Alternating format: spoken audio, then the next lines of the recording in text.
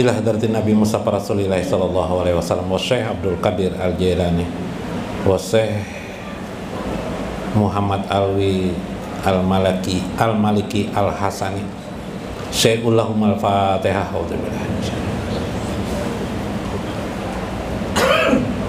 Iya karena mudah saya nasrata mustaqim. Assalamualaikum warahmatullahi wabarakatuh. Bismillahirrahmanirrahim. Bismillahil malikil qudusis salam. Bismillahil azizil hakim. Wassalatu wassalam ala sayyidina wa nabiyina Muhammad wa ala alihi wa sahbihi ajmain. Fa inna insyaallah nabhasu li kitabi Syekh Abdul Qadir Jailani Sirrul Asrar wa nafa'ana bihi wa ulumihi bidarain. Amin ya rabbal alamin. Mudah-mudahan melalui saluran Syekh Abdul Qadir Jailani Nabi SAW berkenan untuk selalu mendoakan kepada kita, bahkan diterimanya kita di haribaan beliau dalam ridho dan kasih sayang beliau, sehingga menjadi wusullah kita kepada Allah Subhanahu wa ta'ala. Amin ya rabbal alamin. Lihurmati lil Habib Alwi Ibnu Ali Al-Hafsi di sebelah kiri saya, Al Habib Agil Asegab. Lihormati lil Habib Hasan Al-Badawi kah Pak? Al-Kap lah. Nah, tertawa Habib Hasan. Lawas kita kadang melihat tertawa Habib Hasan jadi sedikit. Sudah ke Jawa ke semalam menghadiri haul Habib Gresiklah Habib Abu Bakar, Syekh Abu Bakar bin Muhammad Gresik. Nah, Habib Abdurrahman, salam Habib Abdurrahman yang kita hormati, Habib Abdurrahman Asegab. Masih tetap seperti yang dulu kalau Habib lah? Masih tetap Habib lah. Nah, kalau lain ulang sekarang Habib lah. Lil Habib tiang aras siapa nama beliau? Habib Abdul Qadir Al-Hafsi. Nah, Habib kadingat lagi ngaran biar Habib. Nah, tiang aras aja ingat. Habib Qadir. Ini Bang Habib siapa Habib? Habib siapa beliau nih? Pian Habib kah? Siapa nama Pian? Nur Rahman Al-Kap. Dari mana Pian? Habib Nur Rahman Al-Kap baru pertama kesini. Dari mana Pian? Asal Pian? Tinggal. Di daerah Teluk Tiram. Oh, daerah Teluk Tiram. Habib Teluk Tiram ngarannya nih. Kalau Habib Agil nih Habib apa Habib semalam? Pon, Tatah Bangka Jusudin. Oh, berarti dekat Kajen. Siapa? Ya, nah, itu, alhamdulillah hadir. Mudah-mudahan keberkahan bagi kita semuanya lah. Kemudian, nah ini guru-gurunya tidak ada, diganti oleh guru-guru baru. Nah, tapi beliau ini guru juga nih. Beliau ini dosen di Unlam. Nah, cuma lain Habib sini lain. Guru artinya dosen sini, dosen di Unlam, dosen dunia kedokteran. Ini soal dokter nih beliau nih. Oke, sama aja lawan dosen ya sama lawan sama aja beliau nih. Tapi beliau ini dua gelar, dokter Ali Faisal. Nah, dokternya dua kali. Dokter. Nah, itu. Dokter Bipel ndus, kalau ndus tuh Bipel calon. Dokter Andus tuh calon dokter. Kalau ini dokternya sudah kada baca calonan lagi nih. Calon wali kota calonnya aja masih. Bukan wali kotanya. Ini wali kotanya sudah. Nah, itu. Beliau ini, kemudian yang di sebelah kanan itu sebelah kanan itu siapa ngaran Bian? Haji Hairul. Nah, anak Sidin dokter juga. Nah, anak Sidin dokter. Jadi kakawanannya dokter juga. Tuh. Nah, di sebelah sana ya juga cita-cita Sidin bahari anak jadi dokter.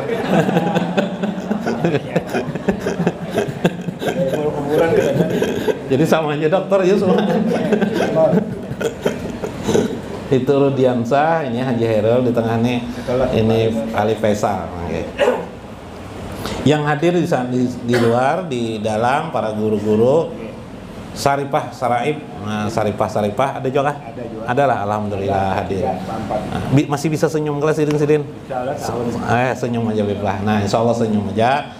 Mudah-mudahan semua mereka yang hadir maupun pian seberataan di sini panjang umur, sehat. Allahumma tawil umurana wa sahih jasadana wasabit imanana wa asin amalana wa ilal khair qaribna wa min syarri abaidna waqdi hawaijana fid dini wad dunya wal akhirah waj'alna ya Allah min auliyaillah amin ya rabbal alamin. Buat penjaga kubur kan ada guru. Keredah jaga kubur, bagian menjaga kubur keredah. Faqala musannif rahimahullah. Berkata Syekh Abdul Qadir Al-Jailani, al ulama warasatul anbiya. Para ulama itu adalah pewaris nabi bil ilmi, yakni dengan ilmu. Pewaris nabi itu ada dua, waris bin nasbi atau bin nasab. Dalam karangan Imam Suyuti menyampaikan satu hadis, nabi itu mewariskan dua hal. Satu adalah nasab, itulah para habaib, para syarifah.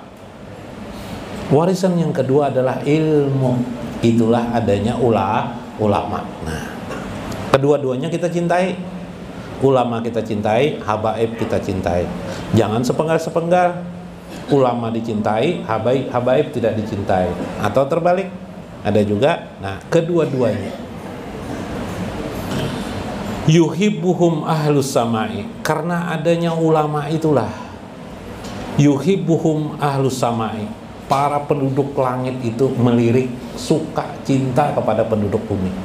Nah, karena ada ulama, jadi jangan sampai ulama itu tidak ada lagi dalam kehidupannya. Watastaghfir lahumul hitani fil bahri ila yaumil kiamat. Makhluk-makhluk Allah di laut pun memintakan ampun karena keberadaan ulama itu sampai hari kiamat. Cuma ulama ini punya kelemahan. Kalau tidak ada yang mau mendengarkan Sidin menyampaikan ilmu agama, atau mereka para ulama mengarang kitab tidak ada yang membacanya, tidak ada hebat-hebat lagi. Ulama ini tidak hebat juga lagi.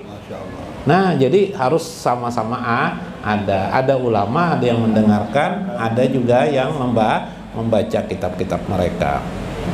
Nah, karena itu ketika kita ingin ma'rifatullah, mengenal Allah dan Rasulnya, ma'rifatullah wa rasuluhu, maka kita harus mengikuti ulama.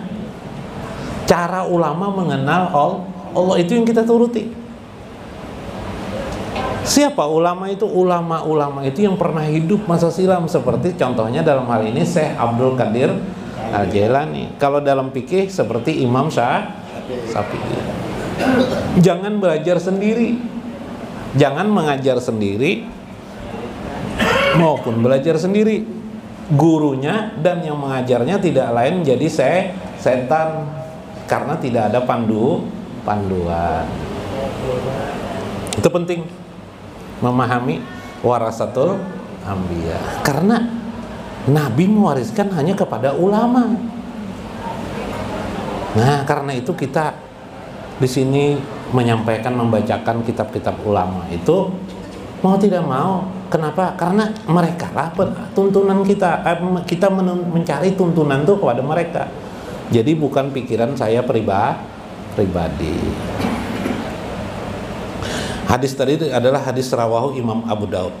Qala sallallahu alaihi wasallam, bersabda Nabi, ya ba'asullahul ibada yaumal qiyamati summa yumajisul ulama.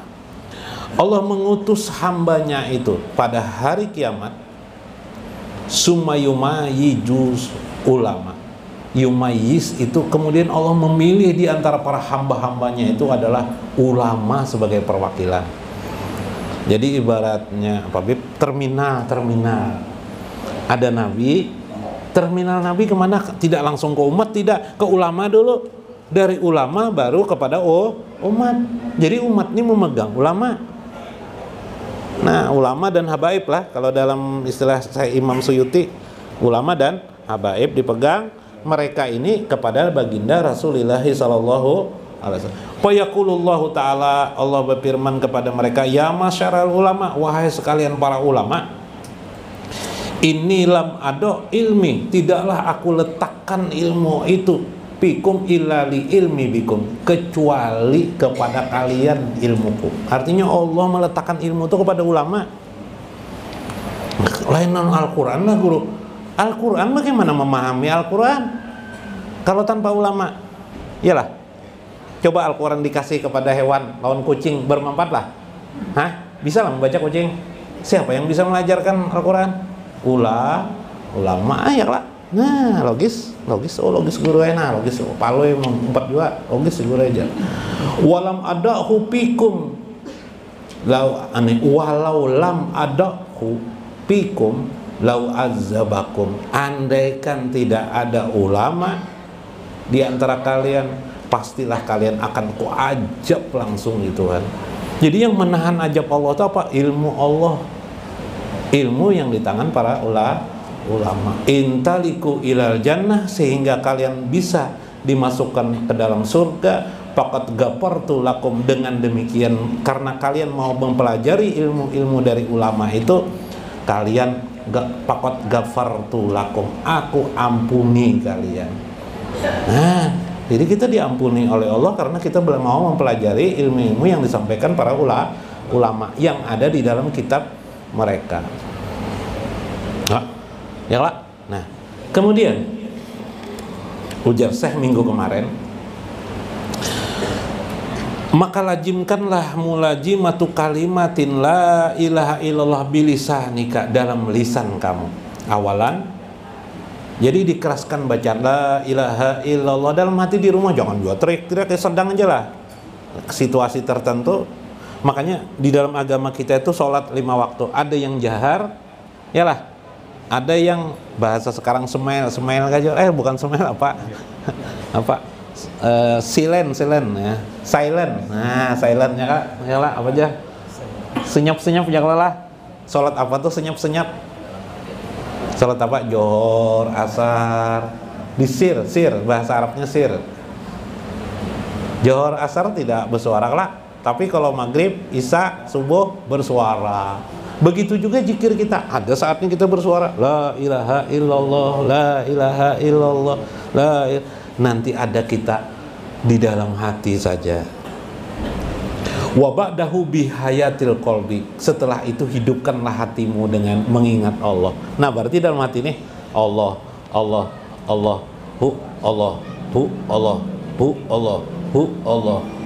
wa ba'da hayatil qalbi yahsulu bilisanil jinan, sampai nanti akan terkeluar di lisanmu keikhlasan.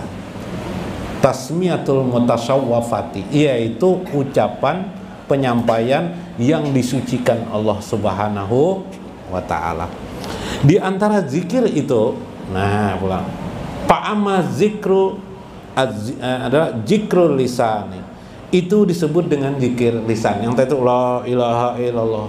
Namun kata saya, sebenarnya zikir lisan itu harus kamu pahami, bukan hanya kamu sebut, tapi harus ada sir di dalam hatimu.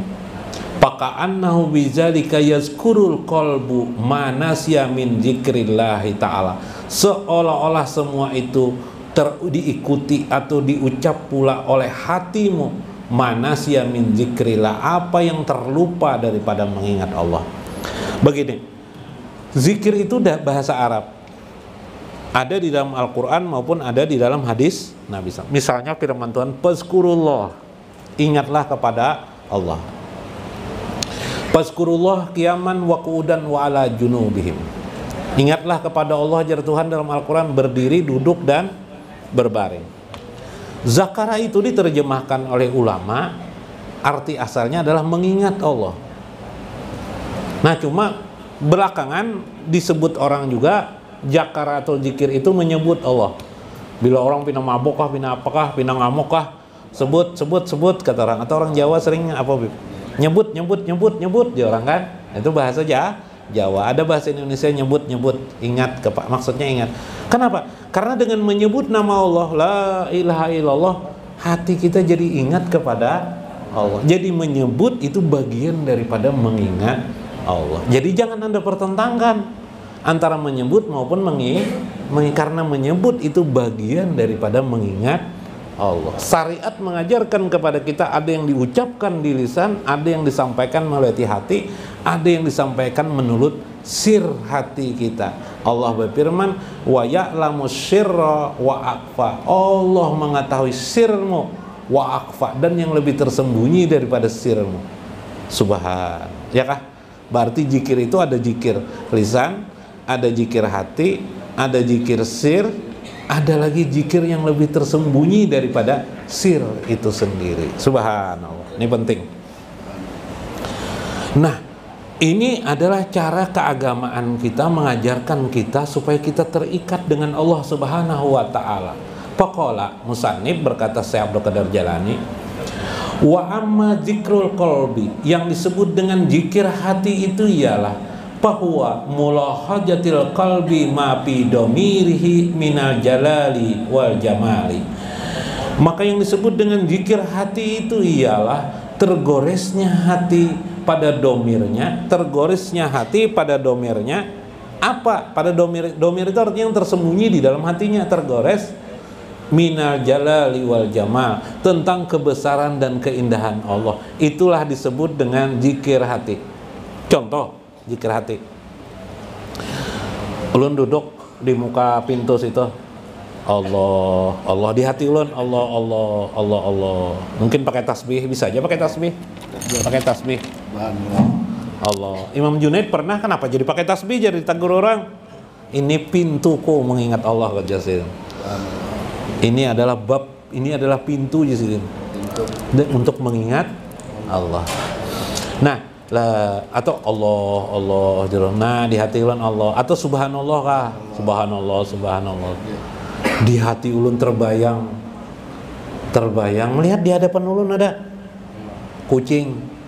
Nah, mongot kucing, mongot. Kucingnya berebah, kucingnya. Masya Allah, bisanya berebah ya Allah, tanpa kebesaran keagungan Allah. Engkau hari ini ya Allah menampakkan kebesaranmu kepadaku. Bagaimana engkau menciptakan kucing ini sehebat ini.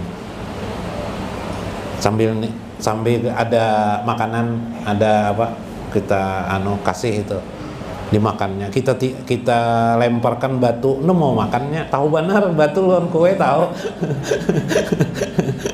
Ya kan? Masya Allah, hebatnya engkau ya Allah. Ya kah? Ya kah? Melihatkah kebesaran Allah, keindahan Allah, kudrat Allah kelihatan enggak?